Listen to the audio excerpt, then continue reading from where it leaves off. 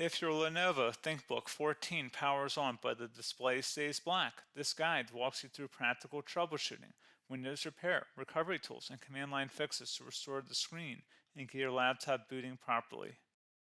A lot of errors pertain to this problem, and we're going to go ahead and jump into what should hopefully be a pretty straightforward process, guys. And we're going to go ahead and jump right into it. First thing I'd recommend doing would be to actually go ahead and boot to the troubleshooting utility on Windows 11.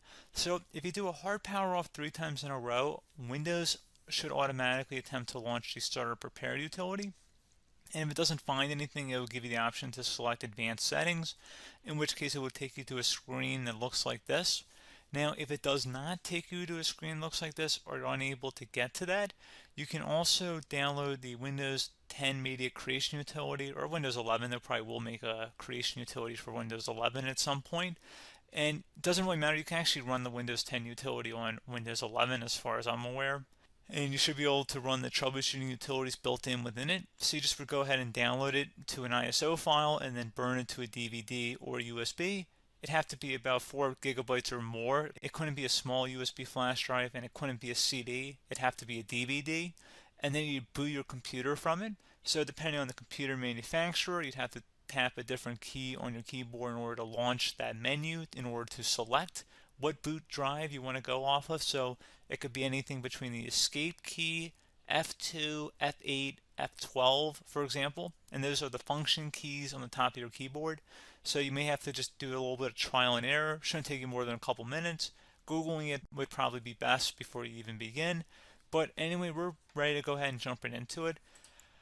So we're on the choose an option page. So these will look very similar whether you're booting from it directly within Windows itself, or if you're plugged in a USB flash drive with the media creation utility installed and you selected the recovery option. So when you are setting up your Windows 11 installation or Windows 10, depending on the drive you're using, there should be an option to repair your computer in the bottom left corner of the dialog window, one of the first screens that comes up. You go ahead and select that, and then it would take you to a troubleshooting screen like you see here. And you want to go ahead and select troubleshoot, reset your PC, or see advanced options. And then there are going to be a whole bunch of options in here that we're going to explore in today's video. The first one, we're going to actually go underneath advanced options, and then select startup repair, fix problems that keep Windows from loading. So go ahead and select that first.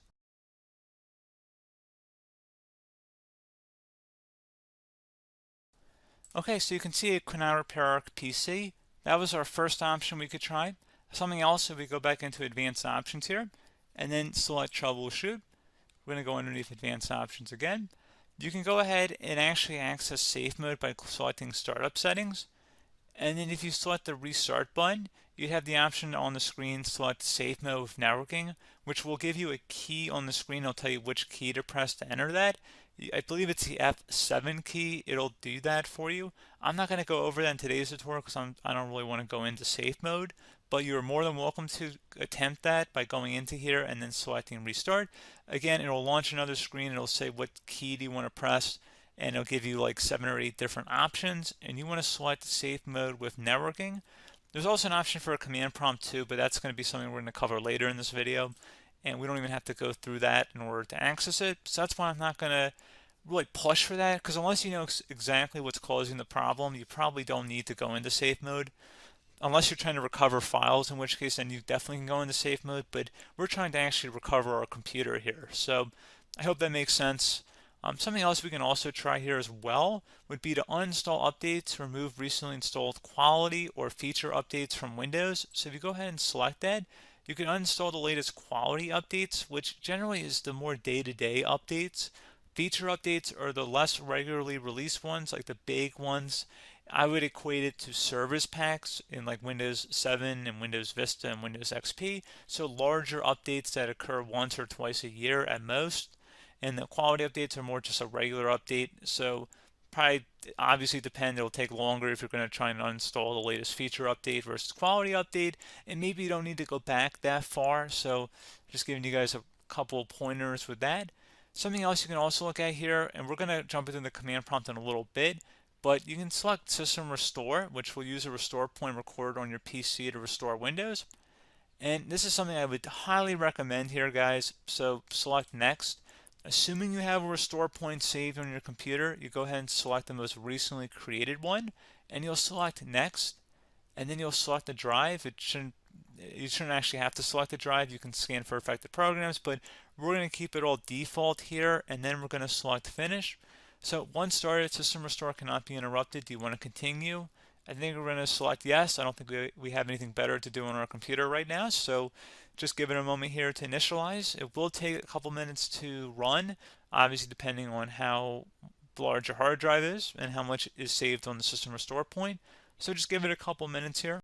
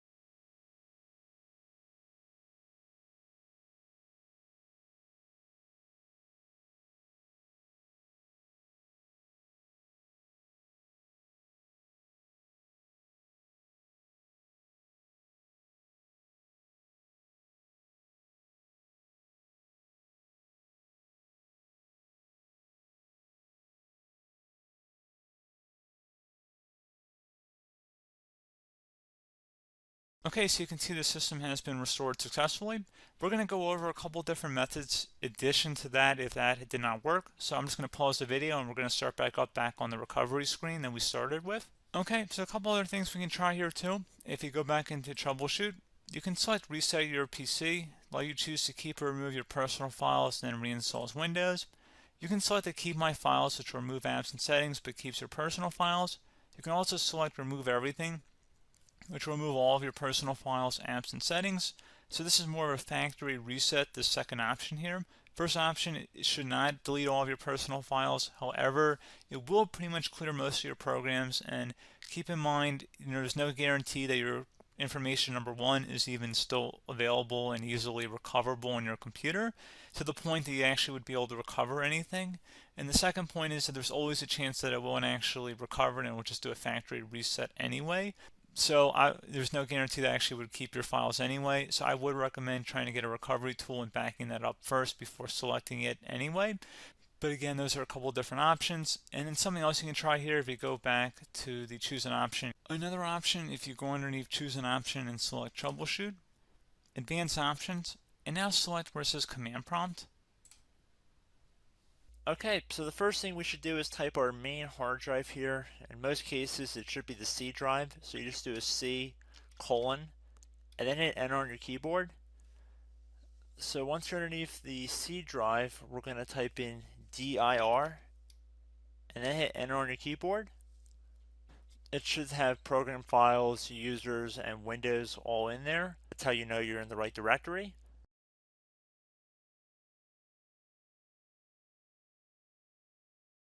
In some cases, it might be the D drive as well, so just keep that in mind.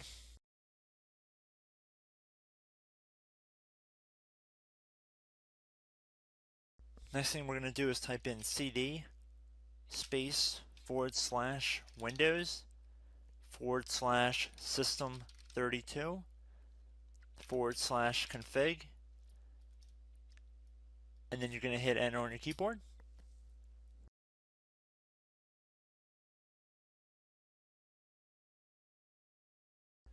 So now you're going to type md space backup. If you've seen other tutorials, it might also say to put down md backup. That's because the backup name is pretty common when you want to back something up. So you can name this whatever you want, doesn't have to be backup. So if you've already made a backup folder in the past, you could do backup 1, for example. So once you're done setting the name you want the backup to be called, hit enter on your keyboard again.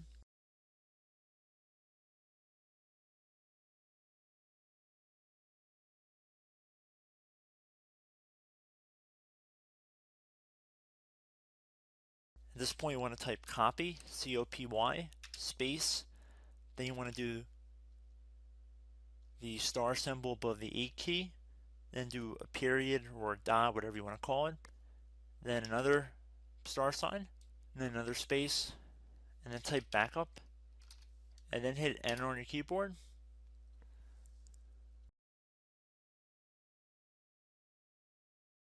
Now you want to type cd reg back, REG BACK, and then hit enter on your keyboard. So now that we are under the reg back, so now you want to type dir again, and then hit enter.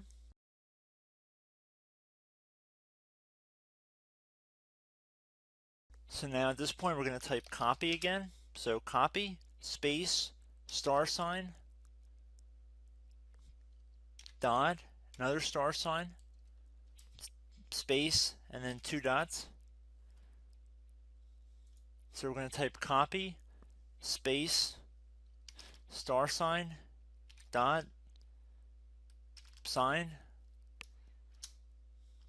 star sign, dot, dot, and then hit enter on your keyboard again. So for overwrite, you want to overwrite all. So type A on your keyboard, so capital A, and then hit enter on your keyboard.